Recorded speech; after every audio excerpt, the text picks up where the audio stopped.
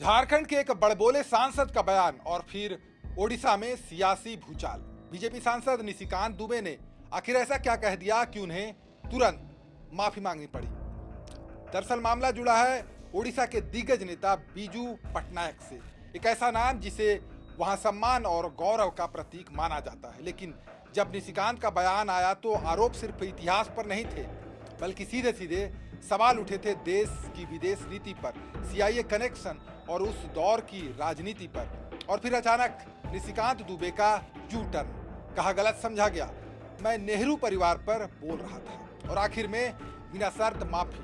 लेकिन अब सवाल यह है कि ये निशिकांत दुबे की गलती थी या फिर कोई सोची समझी राजनीति। 27 मार्च 2026 को निशिकांत दुबे ने ओडिशा के पूर्व मुख्यमंत्री बीजू पटनायक पर जो बयान दिया, वो सुनकर पूरा ओडिशा उबल पड़ा। उन्होंने दावा किया कि 1960 के दशक में चीन के खिलाफ युद्ध के दौरान बीजू पटनायक पूर्व प्रधानमंत्री जवाहरलाल नेहरू और अमेरिकी खुफिया एजेंसी सीआईए के बीच की कड़ी थी। इस बयान के बाद से ही वह लगातार विरोधियों के निशाने पर आ गए। बीजू पटनायक के बेटे नवीन पटनायक ने तो साफ कह दिया कि इस सांसद को किसी मेंटल डॉक्टर की सलाह की जरूरत है।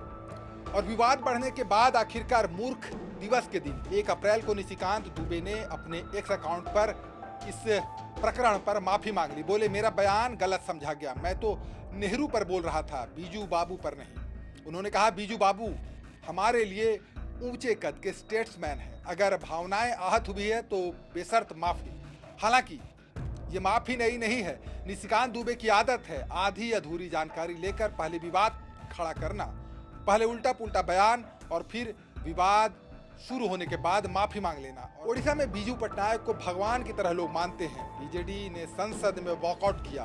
नवीन पटनायक ने साफ कहा, बीजू बाबू चीनी हमले रोकने के लिए कितना संघर्ष कर चुके थे, और दुबे का ये बयान गैर जिम्मेदाराना है। कानून मंत्री पृथ्वीराज हरिचंदन ने भी कहा कि ये दुबे की निजी राय है, सरकार इससे सहमत नहीं है, और फिर दुबे ने मांग ली माफी। लेकिन सवाल ये है कि क्या एक सांसद जो संसदीय समिति का चेयरमैन है, आखिर इतना बड़ा बयान बिना सोचे समझे कैसे दे देता है? दोस्तों, ये पहली बार नहीं है जब निशिकांत दुबे किसी विवाद में फंसे हैं। निशिकांत दुबे का रिकॉर्ड विवादों से भरा पड़ा है। अप्रैल 2025 में इन्होंने सीधे सीजेआई पर ही हमला कर दिया था। कह दिया था कि सीजेआई देश में धार्मिक युद्ध और सिविल वॉर के लिए जिम्मेदार है, जिस पर इन्हें खूब फटकार लगी थी। अवमानना की कार्रवाई की मांग हुई थी, और फिर उसी महीने इन्होंने पूर्व मुख्य चुनाव आयुक्त एस.वाई. कुरैशी को मुस्लिम कमिश्नर कह दिया था। बोले, आप चुनाव आयुक्त नहीं, मुस्लिम कमिश्नर थे। और इसके बाद लोकसभा में कहा, राहुल गांधी सन्यासी हैं, उनकी कोई जाति नहीं। निशिकांत दुबे ने पूर्व प्रधानमंत्री स्वर्गीय राजीव गांधी पर भी खूब आरोप लगाए। कहा कि राजीव गांधी ने 1977 में बोइंग डील में कमीशन लिया। इसके बाद 2025 में महाराष्ट्र के हिंदी मराठी विवाद पर भी निशिकांत दुबे बोले थे। कहा, महाराष्ट्र वाले किसके रोटी खा रहे हैं? टाटा, रिलायंस, बिरला का प्लांट पहले बिहार में लगा था, तब शिवसेना के सहयोगी भी भड़क गए थे। तो हर बार यही पैटर्न, उल्टा पुल्टा बयान, विवाद, पार्टी पहले दूरी बनाती है, फिर माफी या सफाई। बीजेपी बार बार कहती है ये उनकी व्यक्तिगत राय है, तो फिर आखिर पार्टी इनको हर चुनाव में टिकट क्यों दे देती है? निशिकांत दुबे संसदीय समिति के चेयरमैन हैं, लेकिन हर महीने वे किसी न किसी विवाद में जरूर पड़ते हैं। सवाल ये उठता है कि क्या ये जानबूझकर हेडलाइंस बनने की कोशिश है, या फिर बोलने से पहले वे सोचते नहीं, और फिर बीजेपी को हर बार सफाई देनी पड़ती है।